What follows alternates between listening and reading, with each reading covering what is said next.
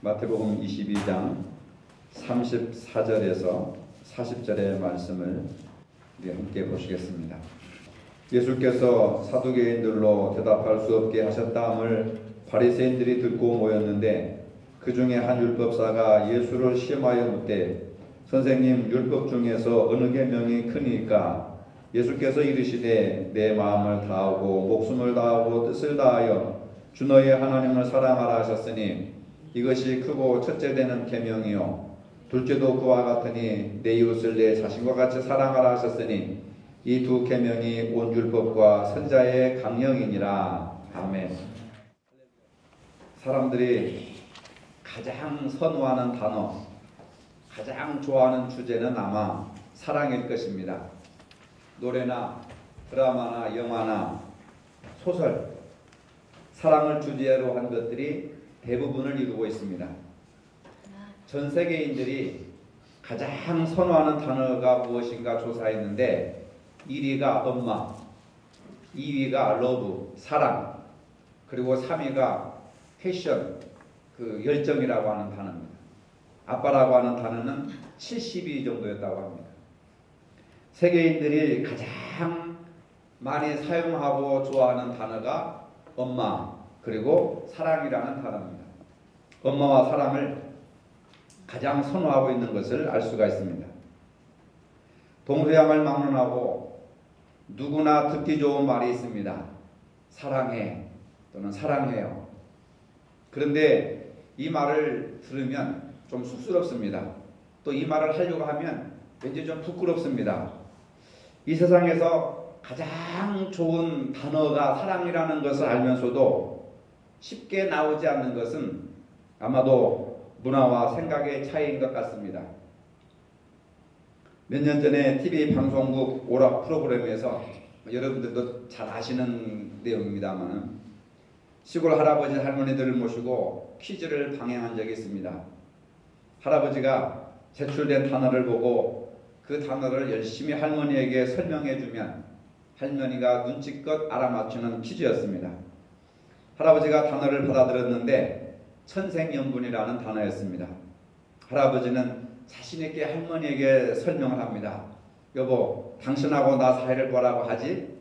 그랬더니 할머니가 자신있게 대답합니다. 왼수. 방청석이 웃음바다가 되었습니다. 당황하신 할아버지는 다시 설명합니다. 아니 그거 말고 내자로 그랬더니 할머니가 평생 왼수. 많은 분들이 평생 왼수와 함께 살고 있습니다. 지옥이 따로 없습니다. 사람들이 나이가 들면서 노년을 걱정합니다. 건강하게 늙고 싶은 것이 한결같은 바람입니다. 노년기를 건강하게 보내려면 세 가지를 유의해야 합니다. 첫째, 영혼의 문제를 생각해야 합니다. 나이가 들수록 당장 눈앞의 일에 관심을 두기보다는 이제 영혼의 문제를 생각하는 시간을 많이 가져야 합니다. 둘째로 무슨 일에나 함부로 참견하는 습관을 버려야 합니다.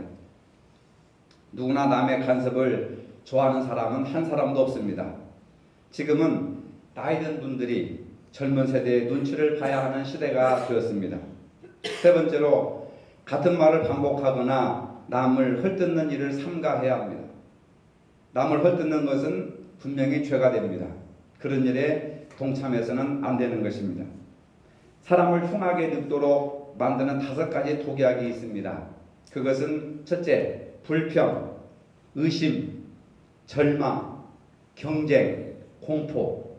이 5가지가 사람을 흉하게 늙도록 만드는 독약과 같은 것이라고 심리학자들은 말하고 있습니다. 반대로 사람을 우아하게 늙도록 만드는 5가지 묘약이 있습니다. 사랑, 여유, 용서, 아량, 부드러움. 여러분들은 독약을 마음에 품고 살고 있습니까? 묘약을 마음에 품고 살고 있습니까?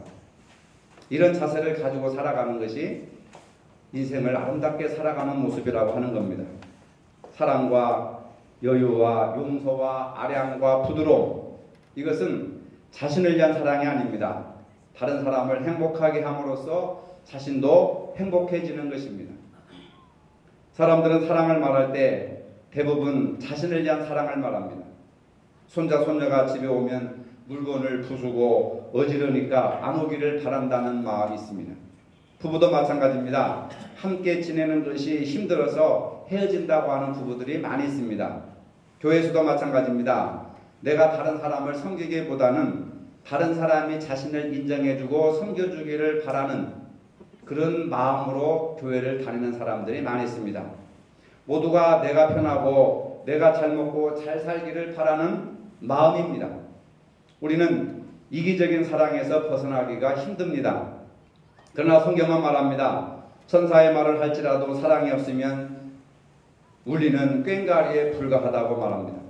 또한 사랑이 없으면 아무 유익도 없다고 합니다. 우리는 흔히 사랑을 생각할 때에 마음속에 일어나는 어떤 뜨거운 감정을 말합니다. 그러나 성경에서 사랑을 보면 뜨거운 감정이 하나도 없습니다. 사랑장이라고 하는 고린도전서 13장에 보면 사랑에 대한 개념 정의를 하고 있습니다. 사랑은 오래 참습니다. 타인으로 인해서 어려움을 당하더라도 그의 연약함을 오래 참아주는 것입니다. 사랑은 온유하고 시기하지 않습니다. 미워하는 사람이 잘되면 질투가 생깁니다. 사촌의 땅을 사면 배가 아픕니다. 자연스럽게 시기하는 마음이 생겨납니다. 그럴 때 시기하지 않고 질투하지 않는 것이 사랑이라고 하는 그런 내용입니다.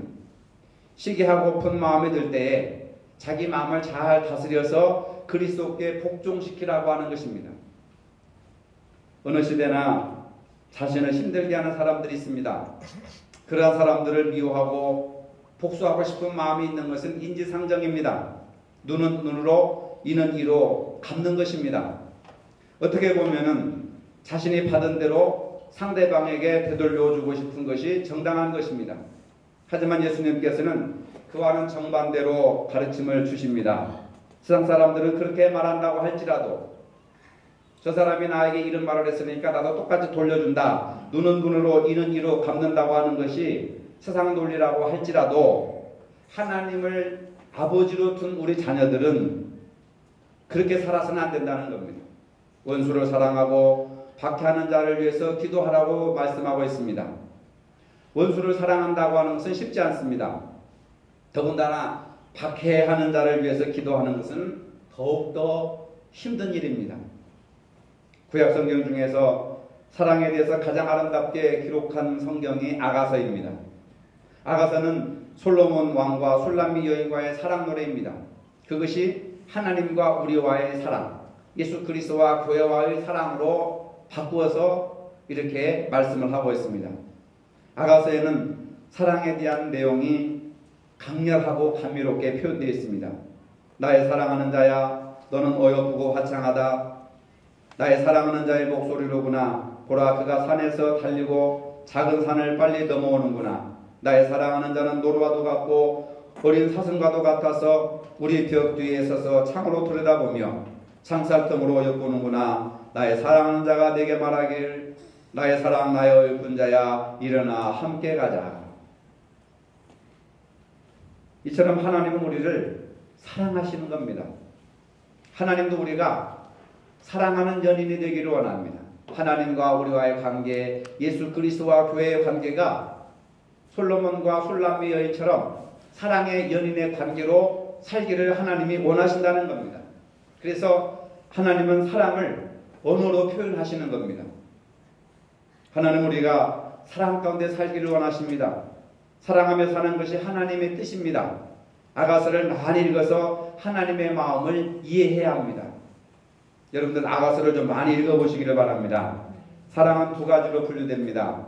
첫째는 필요로서의 사랑입니다. 내가 필요하니까 사랑하고 좋아하는 것입니다. 우리는 모두 무엇인가를 필요로 하고 있습니다. 늘 결핍하기 때문에 필요한 것입니다. 돈이 필요하니까 돈을 사랑합니다. 지식이 필요하기에 지식을 사랑합니다. 명예가 필요하니까 명예를 사랑합니다. 세상적인 어떤 성공을 사랑하니까, 필요로 하니까 성공을 사랑하게 되어 있습니다. 다분히 자기 중심적이고 이기적인 사랑입니다. 필요에 의한 사랑은 수명이 짧습니다. 인간관계도 마찬가지입니다. 내가 저 사람을 통해서 돈벌이를 해야겠다. 저 사람의 어떤 것을 내가 이용해야 되겠다 해가지고 관계를 맺는 사람들은 오래가지 못합니다. 수명이 짧습니다. 반면에 선물로서의 사랑이 있습니다. 이 사랑은 단순히 순애보적이며 이타적인 사랑입니다. 자신의 유익을 위한 사랑이 아니라 타인의 유익을 위한, 이웃을 유익을 위한 사랑인데 자신이 손해보는 것을 알면서도 하는 그런 사랑입니다. 이 사랑은 선물로서의 사랑입니다. 성경적인 사랑이고 하나님이 우리를 사랑하신 사랑이고 예수님이 우리를 사랑하신 사랑입니다. 마리아는 귀한 향유를 주님의 머리에 부음으로 주님을 향한 사랑을 나타냈습니다. 주님은 마리아의 선물을 받고 너무 기뻐하셨습니다. 그 사랑에 힘입어 십자가를 질 수 있는 마음을 더욱 굳게 하였던 것입니다. 예수님이 그 선물을 기뻐하신 것은 단지 그 향유가 비싸서가 아니었습니다. 그 선물 속에 마리아의 사랑이 담겨져 있었기 때문입니다. 그러나 유다는 그 마리아의 사랑을 허비와 사치라고 비난을 합니다. 같은 상황을 바라보는 시각이 이렇게 다릅니다. 마리아의 관점과 유다의 관점의 차이는 사랑의 온도 차이인 것입니다. 사랑이 사람을 기쁘고 즐겁게 합니다. 사랑이 사명의 길을 가게 합니다. 사랑이 이깁니다. 사랑이 미움을 이기고 사랑이 무관심을 이기고 사랑이 세상을 이긴다는 것을 믿으시기를 바랍니다. 우리가 행복하게 사는 비결은 무엇일까? 사랑이라고 하는 눈을 가지고 세상을 바라보는 것입니다. 사랑은 하나님께서 우리에게 아름다움을 발견하도록 주신 은혜이며 축복입니다. 하나님의 사랑은 경계선이 없습니다. 원수와 박해하는 자를 사랑하고 도리어 기도하는 것이 하나님 사랑입니다. 그럴 때 하나님의 자녀가 되는 것입니다. 근데 우리는 사랑하는데도 경계를 이렇게 그어놓습니다. 내 가족만 사랑하고 그리고 나머지는 사랑을 하지 않습니다. 여러분, 사랑의 경계선을 그으면 우리가 하나님 앞에 나갈 수 없습니다. 하나님의 자녀가 될 수가 없습니다. 원수를 사랑하고 박해하는 자를 위해서 사랑하고 기도하라고 하는데 내 가족만 사랑하고 내 친구만 사랑하는 그런 사랑의 경계선을 걷는다면 어떻게 원수를 사랑하고 박해하는 자를 위해서 기도하고 어떻게 말씀에 순종할 수가 있겠습니까? 우리는 사랑의 경계선을 지어야 하는 겁니다. 하나님의 사랑은 가족을 위한 사랑이 아니라 인류를 위한 사랑입니다. 복수하지 않는 사랑입니다.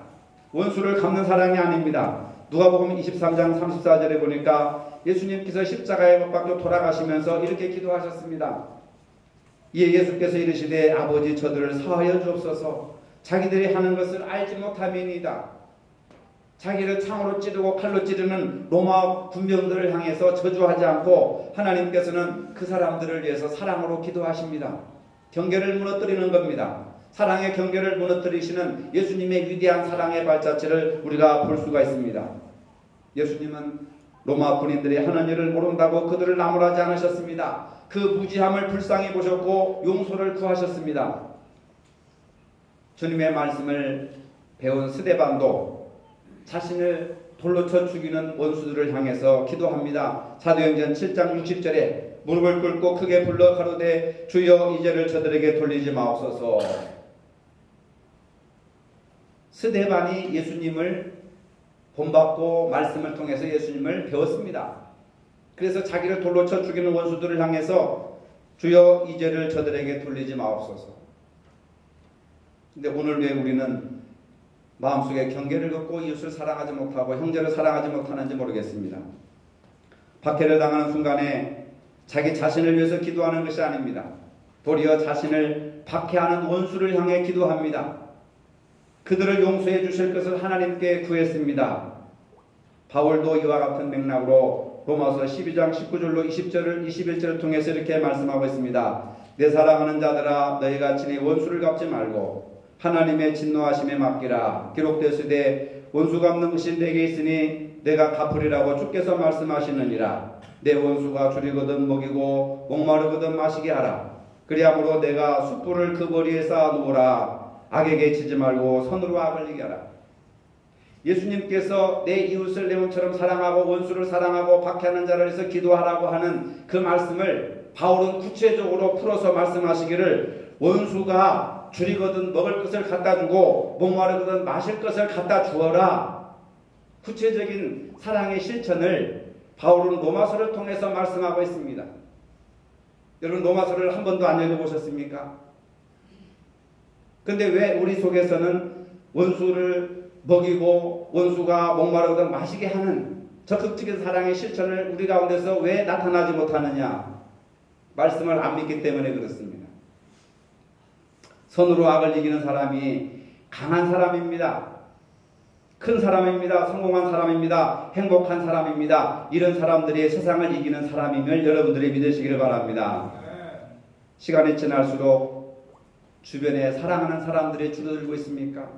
보이는 사람들이 다 원수로만 여러분들 앞에 다가오고 있습니까? 나이가 들수록 외로워지는 삶이 아니라 사랑할 사람들이 많아지고 기도할 사람들이 더욱더 많아질 수 있기를 바랍니다. 이것이 행복입니다. 이것이 복받은 인생입니다. 이것이 인생의 가장 큰 재산입니다. 인생을 참으로 아름답게 살아왔다고 하는 증거입니다. 성경 요한일서 4장 16절에서 하나님은 사랑이시다라고 하나님의 본질이 사랑임을 강하게 주장하고 있습니다. 사랑이 하나님입니다. 그 사랑이 우리를 치유합니다. 내가 하나님의 사랑을 받고 치유를 받은 경험이 있는 사람이 다른 사람의 아픔을 치유할 수가 있습니다. 반대로 마귀는 미움의 영이고 분열의 영입니다. 사랑은 하나님의 역사하심이고 사랑이 없다는 것은 마귀에게 붙잡혀 있다는 사실을 말해주고 있습니다. 사랑 없는 인생이 지옥입니다. 따라해봅시다. 사랑 없는 인생이 지옥이다. 사랑이 없는 것은 지옥입니다. 많은 사람들이 종교를 가지는 이유는 두려움 때문이라고 합니다.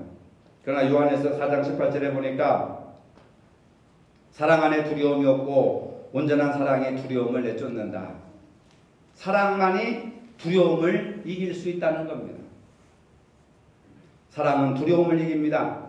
하나님은 절대로 두려움으로 사람을 다스리지 않습니다. 만약 하나님이 두려움으로 세상을 통치하셨다고 한다면 교회가 엄청나게 많이 부흥했을 것입니다. 벼락을 내려서 나쁜 사람들을 무섭게 하고 죽을 병에 걸리게 하고 교통사고가 나게 하고 그럼 얼마나 효과적으로 사람들이 빨리 교회로 돌아오겠습니까?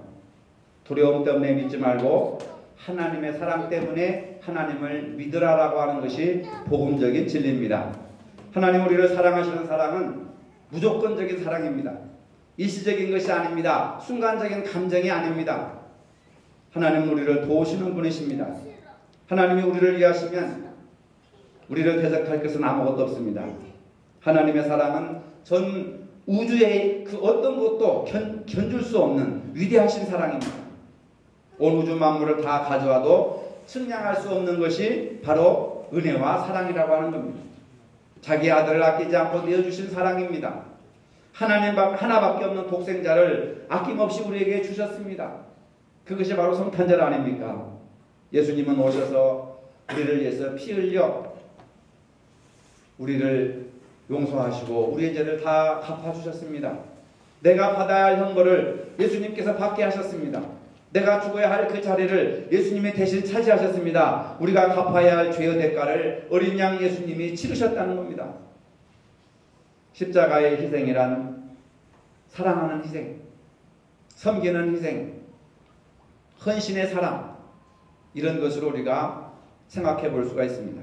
생명을 쏟아부어 주신 아낌없는 사랑입니다. 죽어마땅한 죄인에게 베푸시는 측량할 수 없는 하나님의 사랑입니다. 무조건적인 은혜의 사랑이라고 하는 겁니다. 하나님은 우리를 이렇게 사랑하셨습니다.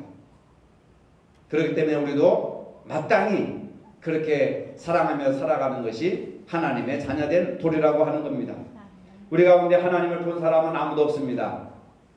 하나님은 육신의 눈으로 볼 수 있는 존재가 아니기 때문에 그렇습니다. 그런데 우리가 서로 사랑하면 그 안에 하나님이 계신 것을 느낄 수 있습니다. 다른 사람이 나를 통해 하나님이 어떤 분이신지를 알게 되는 것입니다. 서로 사랑함으로 하나님이 우리 안에 계심을 알게 되는 겁니다. 한 사람 한 사람이 그렇게 소중한 이유가 바로 여기에 있습니다. 여러분 사랑을 잘 하십니까? 이 질문은 우리 그리스도인들에게 매우 중요한 질문입니다. 우리는 하나님의 사랑을 받은 자들입니다. 우리는 사랑에 익숙해져야 되고 사랑의 기술자들이 되어야 되고 사랑에 유능한 사람들이 되어야 됩니다. 사랑하기는 사랑하는데 서로 목 조르는 사랑을 하는 경우가 많이 있습니다. 최승호 시인의 오징어 1, 2, 3, 3이라고 하는 시가 있습니다. 그 내용이 간단합니다. 그 오징어 부부는 사랑한다고 말하면서 부둥켜 안고 서로 목을 조르는 버릇이 있다. 이것이 그분의 시입니다. 우리는 사랑이라는 이름으로 서로를 힘들게 목 조르면서 사랑한다고 착각하기 쉽습니다. 이것은 사랑이 아니라 집착입니다. 자신의 욕심입니다. 내 기준으로 상대를 재단하는 사랑은 진정한 사랑이 아닙니다. 오징어는 서로가 부부가 사랑한다고 하면서 상대방의 목을 조르는 그런 사랑을 하고 있습니다. 상대의 목을 조르는 행위는 진정한 사랑이 아닙니다. 진정한 사랑이라고 하는 것은 오직 십자가에서 보여주신 숭고한 사랑을 올바르게 체험할 때 그 사랑이 우리에게 채워지는 것입니다. 우리는 하나님의 사랑을 알아야 하나님을 체험할 수 있고 하나님의 사랑을 경험할 수 있는 것입니다. 그 사랑이 나를 살리기 때문입니다. 하나님 사랑을 알게 된 사람들은 십자가 사랑에 젖어서 인격과 성품과 삶의 자세가 변화되는 겁니다. 주님이 우리에게 원하시는 것은 단 한 가지입니다. 오늘 본문에서 말씀하셨습니다. 마음을 다하고 뜻을 다하고 힘을 다하여 여호와 하나님을 사랑하라. 왜 우리가 평생 교회를 다녀도 하나님을 만나지 못합니까? 사랑을 하지 않기 때문에 그렇습니다. 주님은 말씀하십니다. 나를 사랑하는 자들이 나의 사랑을 입으며 나를 간절히 찾는 자가 나를 만날 것이니라. 나를 사랑하는 자가 하나님을 만나게 될 것이다. 사랑하는 자가 하나님을 만나게 됩니다. 하나님을 만난 사람이 세상을 이기는 줄로 믿으시기를 바랍니다. 3초만 기다려보자라고 하는 글이 있습니다. 엘리베이터를 탔을 때 닫기를 누르기 전 3초만 기다리자. 정말 누군가 급하게 달려오고 있을지도 모른다. 출발 신호가 떨어져 앞차가 서 있어도 크락션을 누르지 말고 3초만 기다려주자. 그 사람은 인생의 중요한 기로에서 갈등하고 있을지 모른다. 내 차 앞으로 끼어든 차가 있으면 3초만 서서 기다리자. 그 사람 아내가 정말 아플지도 모른다. 길을 가다가 아침 뉴스에서 불행을 맞은 사람을 보면 잠시 눈을 감고 3초만 그들을 위해서 기도해 주자. 언젠가는 그들이 나를 위해 기꺼이 그러할 것이다. 정말 화가 나서 참을 수 없을 때라도 3초만 고개를 들어 하늘을 바라보자. 내가 화낼 일이 보잘것없지는 않은가. 차창으로 고개를 내밀다가 한 아이와 눈이 마주쳤을 때 3초만 그 아이에게 손을 흔들어 주자. 그 아이가 크면 분명 내 아이에게도 그리할 것이다. 죄짓고 감옥 가는 사람을 볼 때 욕하기 전 3초만 생각하자. 내가 그 사람의 환경이었다면 나는 어떻게 되었을까? 아이가 잘못을 저질러 울상을 하고 있을 때 3초만 말없이 웃어주자. 잘못을 뉘우치며 내 품으로 달려올지 모른다. 아내가 화가 나서 소나기처럼 퍼부어도 3초만 미소 짓고 들어주자. 그녀가 저녁엔 넉넉한 웃음으로 나를 마주해 줄지도 모른다. 이것은 우리가 현실 속에서 얼마든지 실천할 수 있는 사랑의 실천 행동들입니다. 여러분 마음이 불편하십니까? 잠시 생각해 보시기 바랍니다. 하나님은 사랑이십니다. 사랑은 3초간 기다려주는 것입니다. 어떤 말을 하기 전에, 어떤 행동을 하기 전에, 어떤 판단을 하기 전에 3초만 기다려 보시기 바랍니다. 하나님의 자녀들은 하나님을 닮아 원수까지도 사랑하는 삶을 살아야 합니다. 그것이 하나님의 뜻입니다. 사랑으로 세상을 이기시기를 주님의 이름으로 축복합니다. 거룩하신 아버지, 그 어느 때보다도 사랑이 절실한 세상입니다. 하나님께서 세상을 사랑하셔서 예수님을 이 땅에 보내주셨습니다. 그것이 바로 성탄절입니다. 우리는 성탄절을 앞에 두고 있습니다. 그 사랑을 발견하는 성탄절이 되게 하여 주시옵소서. 십자가의 사랑은 인류를 구원하는 사랑이고 세상을 이기신 하나님의 사랑이셨습니다. 하나님의 자녀된 우리가 말과 혀로만 사랑하지 말고 행함과 진실함으로 사랑하게 하여 주옵소서. 성탄의 계절에 사랑으로 세상을 이기며 살게 하여 주시옵소서. 예수님 이름으로 기도합니다. 아멘. 이제는 우리 주 예수 그리스도의 은혜와 하나님 아버지의 무한하신 사랑과 성령의 교통하심이 세상을 이기는 사랑으로 살기를 원하는 모든 성도들 머리 위에 이제로부터 영원토록 함께 하시기를 축원하옵나이다. 아멘.